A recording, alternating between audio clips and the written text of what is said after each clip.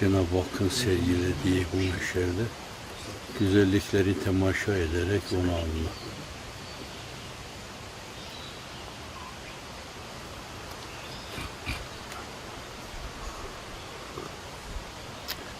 Üstadımız bu şeyde barlarda kalır. Hep o tepeye çıkıyor. O ağacın üstünde. Geceleri yıldızları temaşa ediyor. Gündüzde tabiatın güzelliklerine salıyor kendisini. Marifet ufku itibariyle derinleştikçe derinleşiyor. Her meselede bize örnek olmuş bir insan. Numune. Biz kırlarda kamp yaptığımız dönemde böyle bir yer elimize geçseydi birkaç yüz tane insan Birkaç grup kamp olur. Evet. Bu temiz hava, zihinler çalışır, az uyku yeter. Evet, gece kalkarsın, gürül gürül tesbihat yaparsın, cevşeni okursun, kimse rahatsız olmaz falan. Hani bizim yaptığımız yerler böyle 3-5 tane ağacın bulunduğu bir yerdi. 15 senedir gelmemiştim buraya. Hakikaten çok iç açıcı bir yer.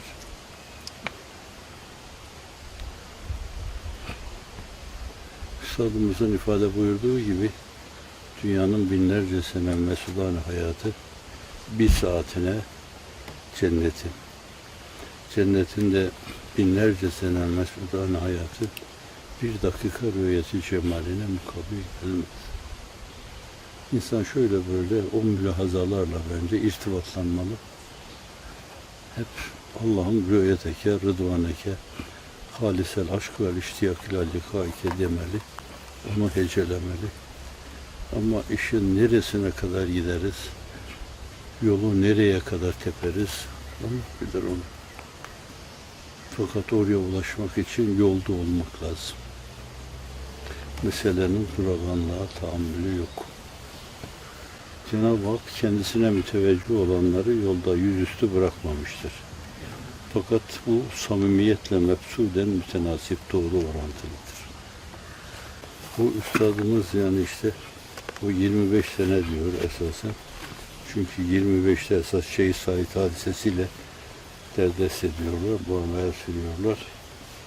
58 senesi Ankara davası var yani. Düşünün o zaman. Demek ki Hazreti o seneleri bile saymamış yani. 25'ten efendim 58'e kadar yani. 30 sene. Evet diyor, 30 sene çekmediğim eza görmediğim cefa kalmadı. Divan harflerde cani gibi muamele gördüm. Bir serseri gibi memleket sürgüne gönderildim.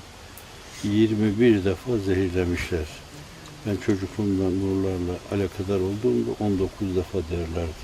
Fakat sonra güvendiğim birisi 21 defa diyor. Zehirliyorlar. Nihayet işte onlar bir yerde tesir ediyor. Urfa'ya giderken efendim orada otelde ruhumun ufkuna yürüyor burada. Fakat vazifesini, misyonunu bitinceye kadar bir şey yapamıyorlar Allah'ın inayetiyle. Allah koruyunca koruyor yani.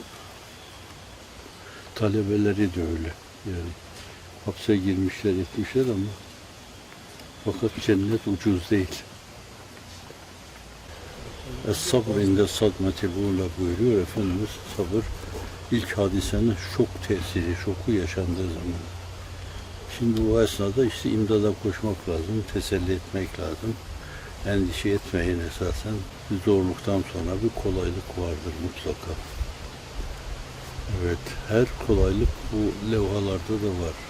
Her kolaylık bir zorluktan sonradır ama hamil müddetindeki sancıya tahammül etmek lazım.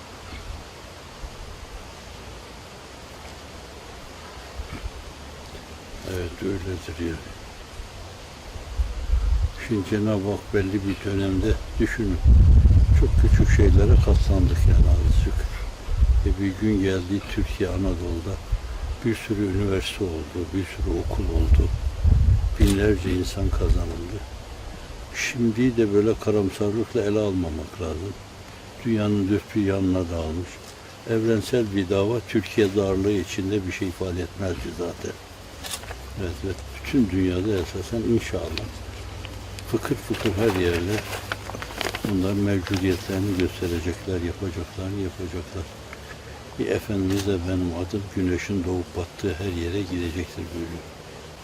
Bilmem kaç yerden, 10 yerden ben ezberleyemedim. 10 yerde ruhbanlar, rahipler, ilim adamları filan hep bir görsek falan diyor yani. Ben neyim ki yani, ben utanıyorum. Arkadaşlarımla kazandıkları hizmetin kazandığı hüsnüden beni görünce belki adamların kuvvetmaniyeti kırılır. Gelmesinler diyorum ben de. Teksas'tan bir adam hep geldi. Nihayet yanıma geldi. Cenab-ı Hak ölmeden bana bir gösterse, ölmeden. Profesör tekerlekli sandalyeyle geldi. Odaya da öyle girdi. Fötörlü, yaşlı, 80 küsür yaşında geldi orada. Sarıldı, ağladı falan. Giderken de öyle ağladı gitti. Döndü Teksas'a. 2 gün sonra vefat etti. Evet. Allah'ım görmeden canım alma diyor. Şimdi bunlar öyle kazanımlar ki yani ben kimim yani, ne olacak? Evet, bu açıdan da ona güvende bende sarsıntı yaşamamak lazım. O sizinle beraberse ne olacak? Bütün cihan karşınızda olsa ne olacak? Nam-ı Celili Muhammedi sallallahu aleyhi ve sellem bir gün dünyanın dört bir yanında şehbal açınca esasen halk ifadesiyle gel keyfim gel.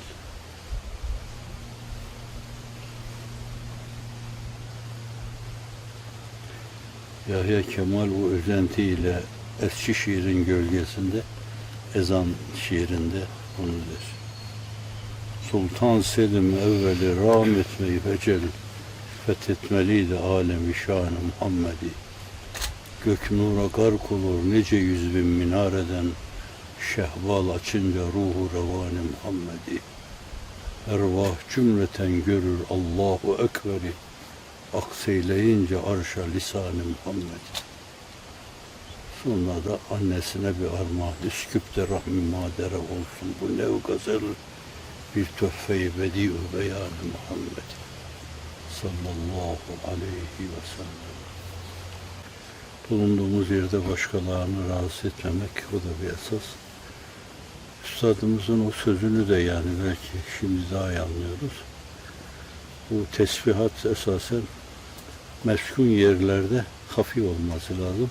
Açık atmosferde, ovalarda, obalarda filan o zaman gürültülü olabilir. Ben de onun o beyanına binaen eski Buca kamplarında tesbihatı açığa vuralım dedim. O Hazretin dediği olsun. Mesela burada şimdi avazın çıktığı varsa tiz perdeden meyandan meyana geçsen ne duyan var ne eden var. Ve hayalinde de hep geçirirsin şimdi semalara doğru bu ses yükselince melekler alkış tutuyordur.